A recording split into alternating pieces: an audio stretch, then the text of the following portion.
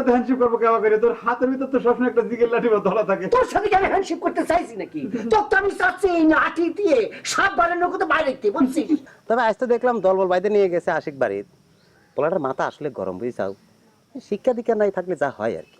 তাই নাকি? তুমি জান দেলুবার থেকে কত বেশি শিক্ষিত রয়েছ ভাই। তোমার পাগলামি দেখি সময় সময় নিজেকে প্রশ্ন করি, তুমি আমাকে যত ভালোবাসো আমি কি তোমাকে তত ভালোবাসতে পারবো? ভালোবাসেন এসব প্রশ্ন তোলার কোনো কাম নাই। তুমি আমাকে ভালোবাসো আর নাই বাসো, আমি তোমাকে ভালোবাসে তোমার জীবনটা ভরা দিবে চাই। কি করবো রত্না, আমি যে তোমাকে ভালোবাসি, আমার জীবনের ছায়া বেশি ভালোবাসি। একটা লোকের, শুধু একটা ফালতু লোকের জন্য এই ভালোবাসার গীত গায়ে গায়ে আমাদের সকলের ভালোবাসা তছনছ করে দিচ্ছে, অথচ তারে আমরা কিছুই করতে পারতেছি না। তাকে সাহায্য করার জন্য রত্নাবু তার বাড়ির উপর গিয়ে রত্নাবুর মুখের উপর এমন একখান কথা কয়ে দিল, দুলাভাই শুনেই মনে করতো যায় যায় অবস্থা ফিট। কি কবু ক দিলু, আজকালকার মেয়েরা ওই গীতের ভালোবাসাকে বেশি পছন্দ করতেছে। আমরা যে হৃদয় দিয়ে ভালোবাসলাম তার কি লাভ হলো? বিনিময়ে সিটার ডাক শোনা লাগতেছে। তো কিটা সিডার করে ডাকা শুরু করেছে রে?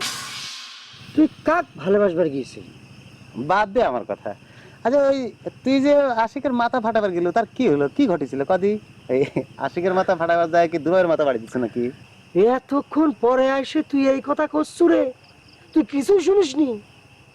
আরে দুলাভাইয়ের সামনে রত্নাপুরে এমন একটা ফাউল কথা সে কয়েছে, দুলাভাই শুনে খাড়ার উপর ফিট হয়ে গেছে।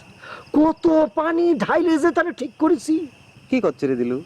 কথা শুনে একজন হার্ট ফিল করিছে। তুই এরকম হার্ট দুর্বল মানুষ নিয়ে গেছো আশিকের মাথা ফাটাবার জন্য, তাই না দিলু?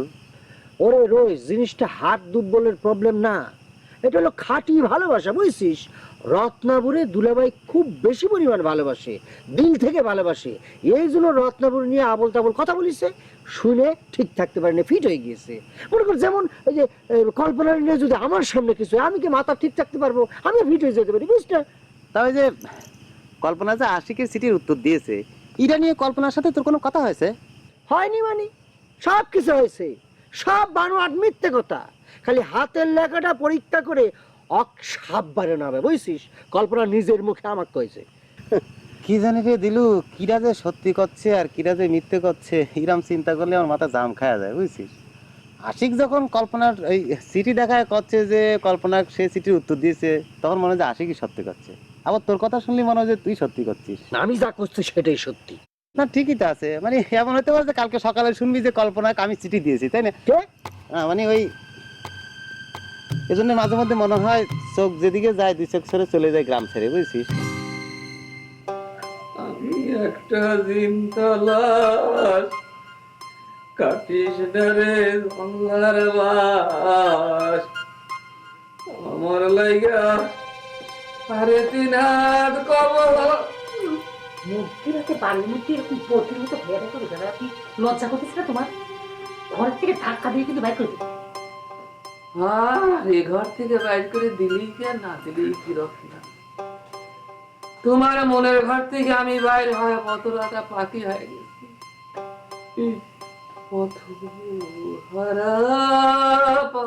দেখো পাখি বেশি কেন না, কিন্তু শাশুড়ি রয়েছে বাড়িতে, একটু লজ্জা করতেছে না তোমার? আর শাশুড়ি বই যার নাই হয়ে গেছে, তুই আর সেই শাশুড়িতে কি করবি রে ইসমাইল?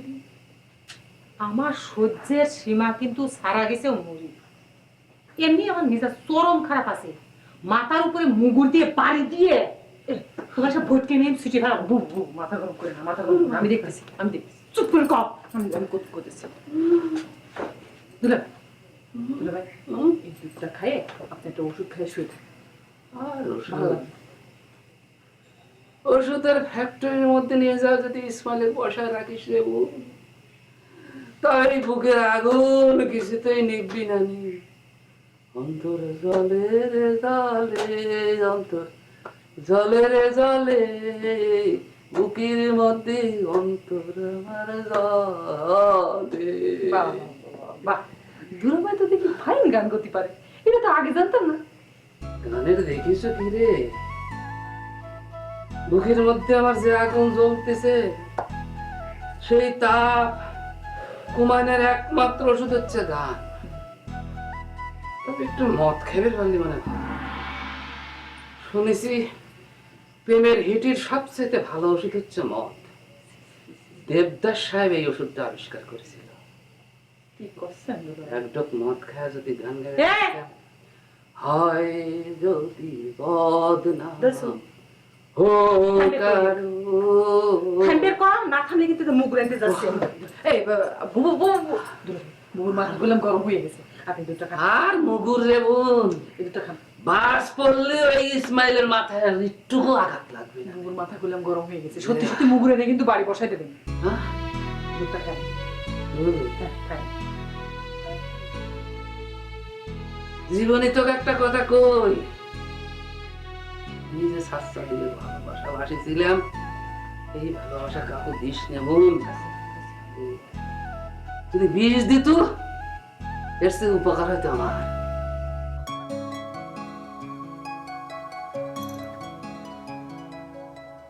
তোর কি বিরহের ডোজটা আজকে একটু বেশি হয়ে গেছে রে বন্ধু?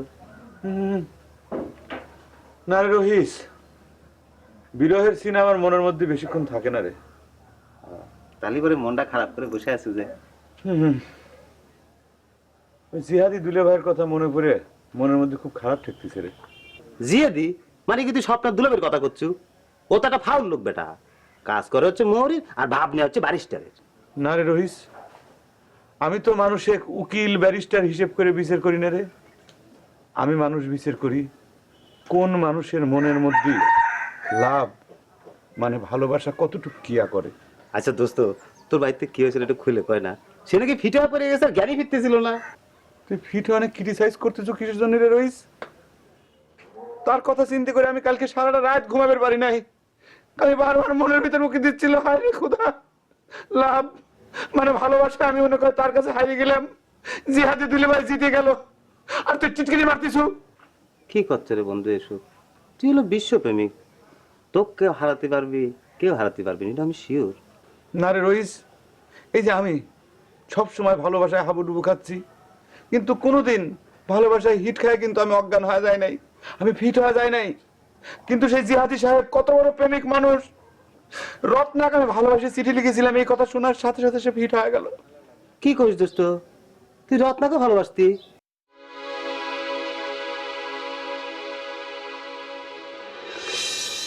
এই চিঠিখান কি তুই আমাকে দিছিল? জীবনে কোনোদিন আমার কোনো চিঠির গন্তব্য ভুল হয় নাই রত্না। এই চিঠির মধ্যে কি লেখা আছে তুই জানিস? সুস্থ কথায় চিন্তা করে একবার কত। অবশ্যই খবর পারবো। আমি সজ্ঞানে সুস্থ মস্তিষ্কে নিশুতি রাত জেগে তোমার কাছে এই চিঠিখান লিখেছি। তুমি যদি কও এখনই পুরো চিঠি আমি মুখস্থ করে দিতে পারি। ঠিক আছে বল।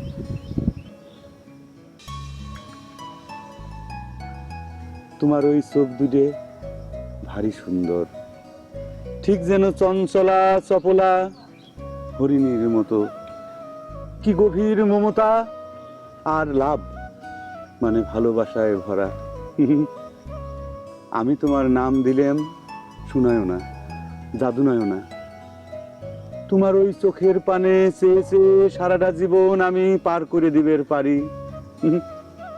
খালি তুমি একবার শুধু বলো ভালোবাসি ভালোবাসি ভালোবাসি। তাহলে তুই করছো, তুই দুলাবের প্রেমের কাছে হাই রেখেছো দোস্ত? আমারও তো সেরকমই মনে হচ্ছিল রহিস। সে কথা বা কই কেমন করে? আমি তো কোনো কিছু পাওয়ার আশায় কোনো সময় ভালোবাসি না। কেউ আমাকে ভালোবাসুক না বাসুক তার জন্য তো আমার কোনো কষ্ট হয় না, খারাপ লাগে না। আমার কামটা খালি আমি করে যাই রে দোস্ত, কারোর কাছ থেকে আমি কোনো প্রতিদানও আশা করি না। সেই জন্য যত আঘাত পাই শত কষ্টেও আমি কোনো সময় ফিটও হই না, বরং উল্টে হয় আমার। বিরহ বড় ভালো লাগে, বিরহ বড় ভালো লাগে।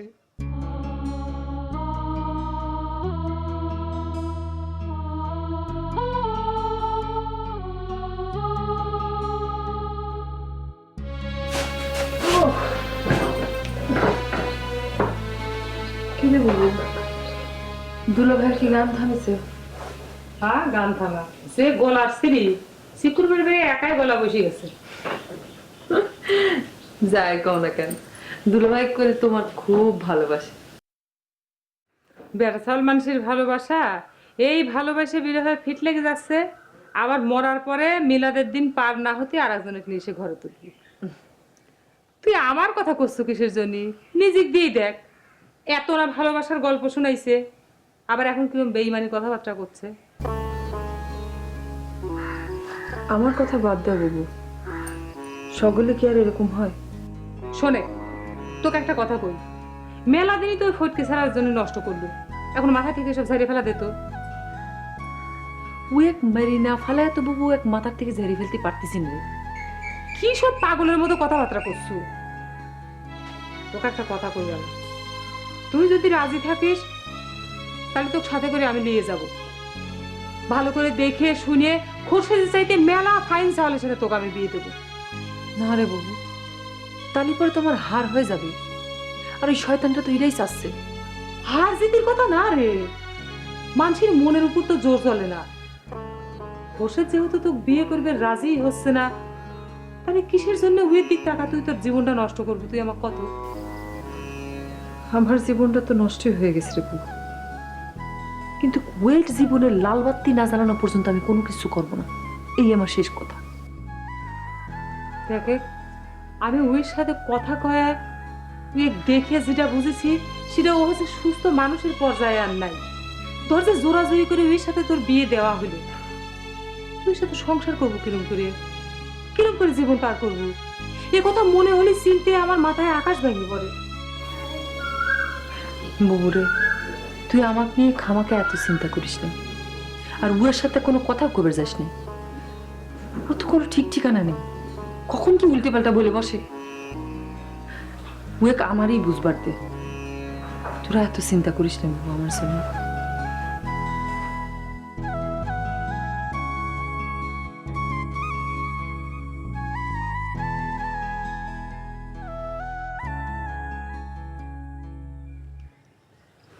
দুলে ভাই, এখন মনে হচ্ছে আপনার বুকের যন্ত্রণাটা একটু কমেছে না? না রে ভাই, আমার বুকের এই আগুন এখন আমার সারা জীবনের সাথী হয়ে গেছে। নিঃশ্বাস যতদিন আছে ততদিন আমার এই বুকের আগুন নিবার কোনো রকম লক্ষণ নাই রে ভাই। না, গান তো গাচ্ছেন না, সেই জন্য ভাবলাম যে বুকের আগুনটা মনে একটু কমেছে। গানেও আর কাম হচ্ছে না রে, তার উপর গলাও বসে গেছে। আমার মনে হয় কি জানিস, একটু মদ খাবার ফেললে উপকার হইতো। কোন কি দুলা ভাই, আপনি মদ খান? না রে দেলু, জীবনে আগে কোনোদিন তো এই ধরনের পরিস্থিতির মধ্যে পড়ি নেই, তাই মদ খাওয়ারও প্রয়োজন পড়ে নাই। না না দুলা ভাই, প্রয়োজন হলেও ওই মদ জিনিসটা আপনি খাবেন না। আপনি তো জীবনে কোনোদিন খাননি, আপনি সহ্য করতে পারবেন না, বুঝছেন? অভ্যাস কি দেবদাসেরও ছিল রে দেলু? ভালোবাসে হিট খায়, তারপরে নেশা ধরল, সেই নেশায় নিজের কলজে পুরায় ফেলাইল। আমার মনে হচ্ছে কি জানিস, আমার সামনে আর এছাড়া কোনো রাস্তা নাই। না না না দুলা ভাই, আপনার একটু অনুরোধ করতেছি, আপনি দয়া করে এই মদ জিনিসটা খাবেন না। লোকজন আপনার মন্দ করবে, খারাপ করবে, বুঝছেন?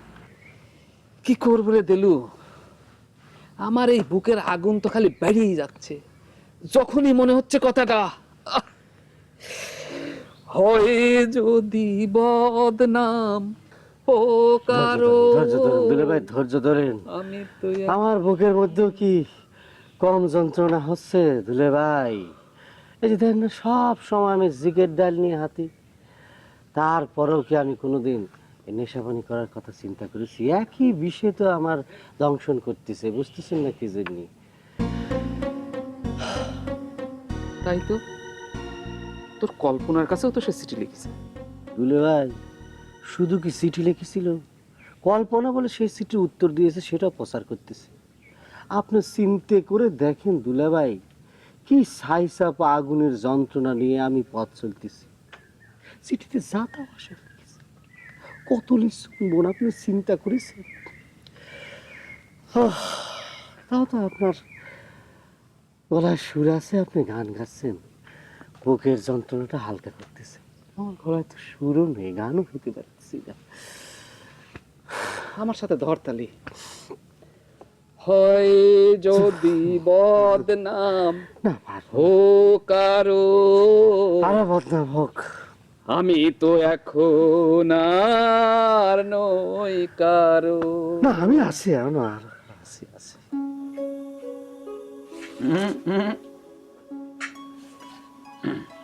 তো একটা কথা জিজ্ঞেস করবে দোস্ত। কথা একটা না, কথা তুই হাজারটা জিজ্ঞেস করতে পারিস, কোনো সমস্যা নাই, কিন্তু শর্ত একটাই, সেই কথা হওয়া লাগবি লাভ মানে ভালোবাসা সংক্রান্ত। না না না, কথাটা হচ্ছে ওই তোর প্রেম মানে ভালোবাসা বিষয়ক। আর তুই তো কইস বিয়ে মানে হচ্ছে ভালোবাসার ইন্তেকাল। অবশ্যই ইন্তেকাল কলিবারও কম কওয়া হয় রে রইস।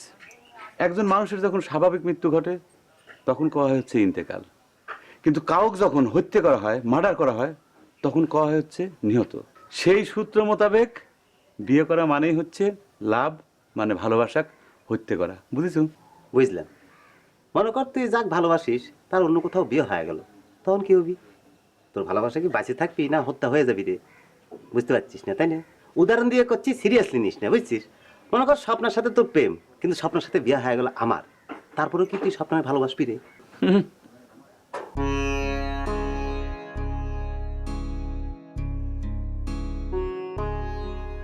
স্বপ্না তুমি তুমি মেলা দিন বাঁচবে, তোমার কথাই করছিলাম, তাই না রে রইস? আচ্ছা আমিও তোমার সাথে কথা কওয়ার জন্যই আসলাম। অবশ্যই কথা কবে, মেলা কথা কবে। সারাদিন আমার পাশে বসে থেকে মানে কথার ফুলঝুরি আমি তোমার কাছে শুনবো, এই আশাই তো বসে আছি, সমস্যা নাই। রইস তুই এখন যা, তোর কোর্সের উত্তর আমি পরে তো বুঝা খাবো না। যা, আসো, বসো বসো।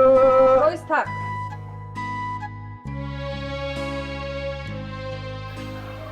কথাটা তোমাকে আমি একজন সাক্ষীর সামনেই কবার চাই। তুমি আমাকে বিয়ে করবে কিনা কও। যদি রাজি না হও, এই জায়গায় দাঁড়ায় এই বিষ খায় তোমার সামনে আমি মরে যাব।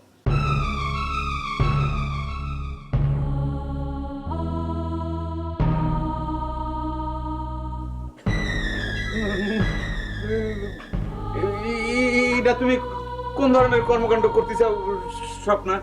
তোমার কাছে তো আমি এই ধরনের কথা আশা করি না। তুমি যে ধরনের কথাবার্তা করছো এটা তো কোনো আধুনিক লাভ মানে ভালোবাসার কথা না। মানে গলায় দড়ি দেওয়া, বিষ খাওয়া, এগুলো হচ্ছে তোমার ওল্ড মডেলের ভালোবাসার কথা। তুমি তো মডার্ন একটা নিয়ে, তাই না? চুপ করো তুমি। তোমার এই লেকচার শোনার জন্য আমি এই জায়গায় আসিনি। আমি একজন পুরনো মানুষ, আমার ভালোবাসাও পুরনো। আমি শুধু একটা কথার উত্তর চাই, হ্যাঁ কি না। দেখিস রহিস কি ধরনের ব্যবহার করতেছে। না না না, আমি কিছুই দেখিনি, আমি কিছুই শুনিনি। এটা তোমাদের বিষয়, তোমরা যা ভালো মনে করো তাই করো, এর মধ্যে আমি নাই। এই, কোন জায়গায় যাচ্ছ? কোন কাজ? যা হবে একজন সাক্ষী লাগবে আমার, তুমি হবা শেষ। আমি না কয়েছি, আমি কিছু দেখিনি, আমি কিছু শুনিনি, আমি সাক্ষী পাবো না। আমি রহিসে ডাকে নিয়ে আসতেছি।